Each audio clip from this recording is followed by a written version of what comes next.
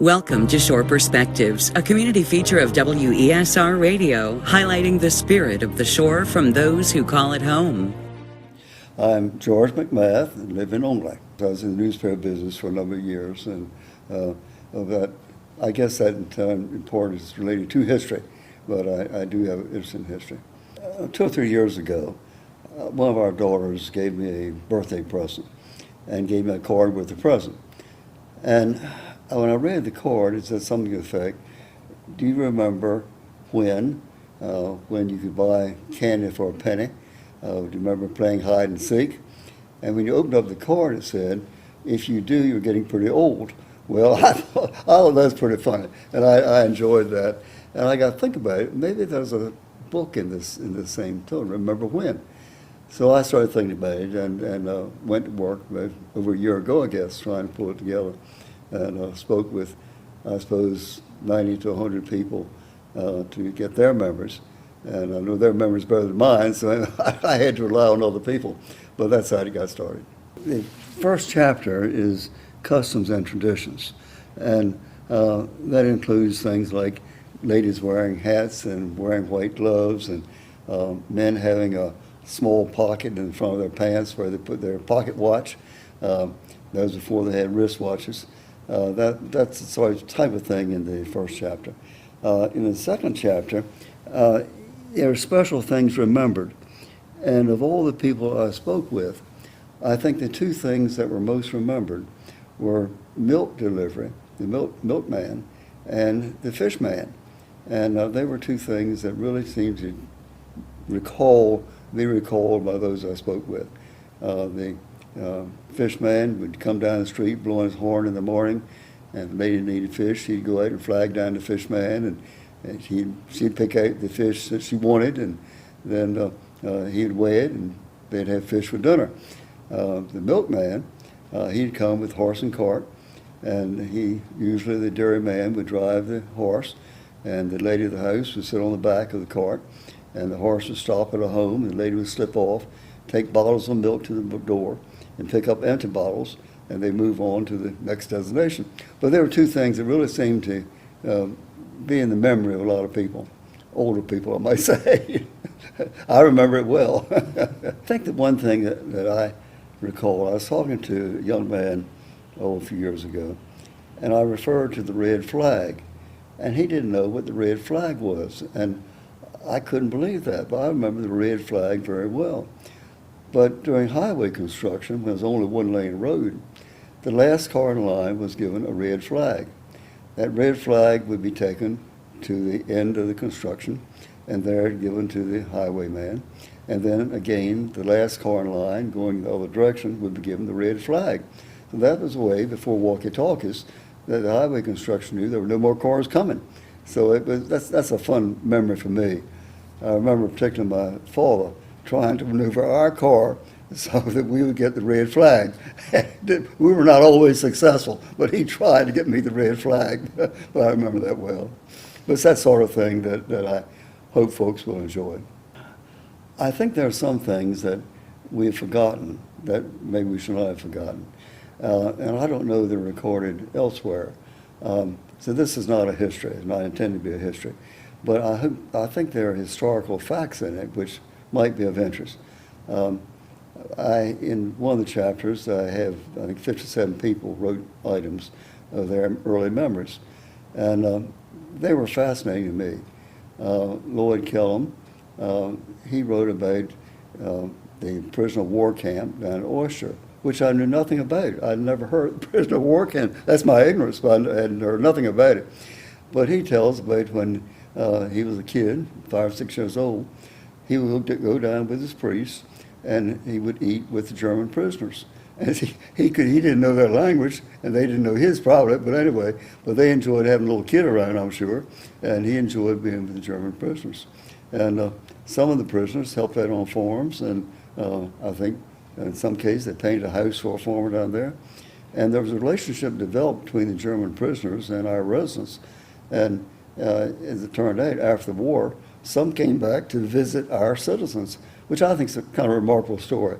But I'd never heard it before. Never heard it before, just something else. I think there there are stories that may not be of great historical significance, but yet maybe they are. Um, Bill Sterling wrote about getting on his pony down in Craddockville and going to one of the 5 stores in Craddockville and buying milk and bread for his mother. And he'd go on his pony, tie the pony up to a post, go in, make the purchase, and then take the merchandise back to his mother.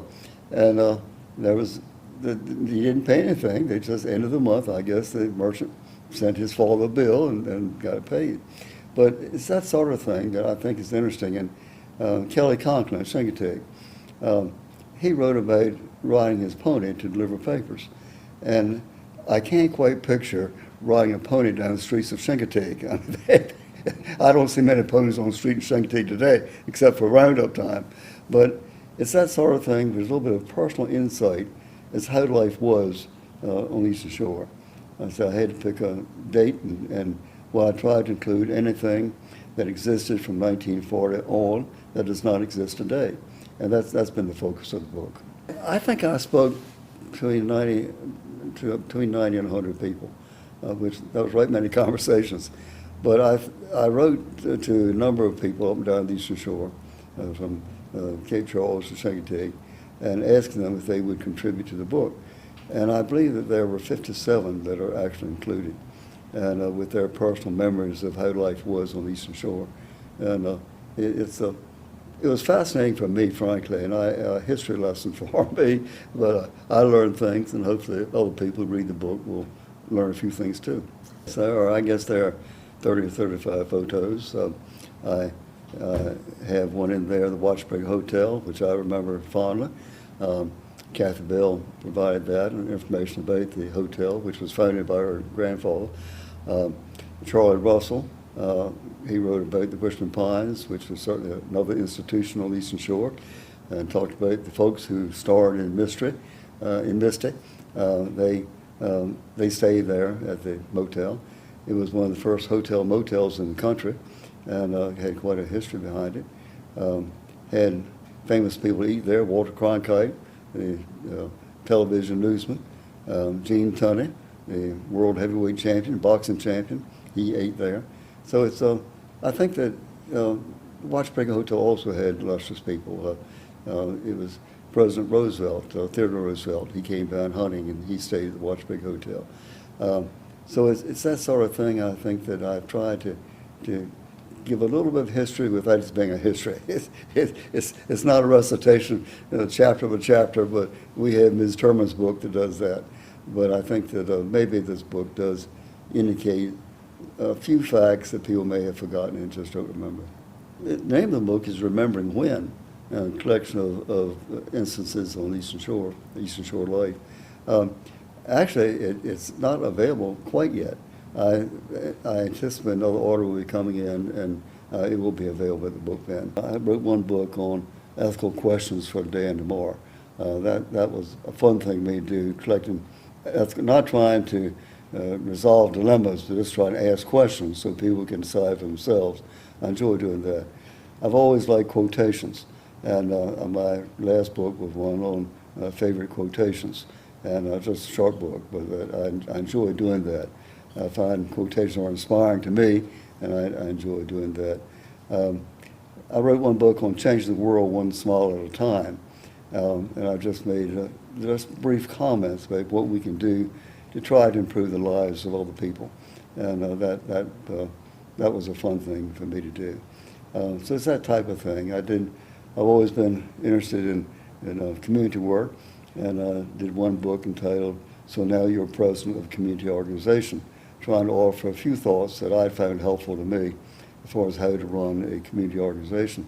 Then I've never thought I was a good fundraiser, but I keep getting involved in fundraising activities. So I wrote a book on "So Now You're Chair of a Fundraising Campaign," which hopefully someday will be of help to somebody who's involved in fundraising. So it's kind of a variety of things which maybe helped to keep me busy when I gave up newspaper business. We had the opportunity of giving back to the community, and not that I have, but I've tried. I wanted to. Had an interesting happen, this little book on quotations. It's not a long book, but just my favorite quotations. I guess there are 200, 250, something like in the whole book. But man sent me a text the other day, and he'd been down a little bit. And he said he wanted me to know that he was reading my quotations book, and it inspired him to keep going and to try to make a contribution. So that made me feel good to know that maybe at least one person in the world was positively affected by a little book I wrote. I think, going back to the Bible, do unto others, have others do unto you. I think giving of ourselves. I think we are not only called upon to give financially, but we have the opportunity of giving of our time.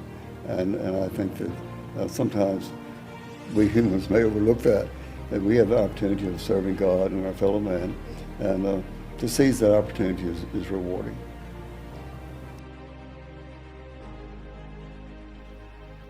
For Shore Perspectives and WESR Radio, I'm Kelley Gaskell.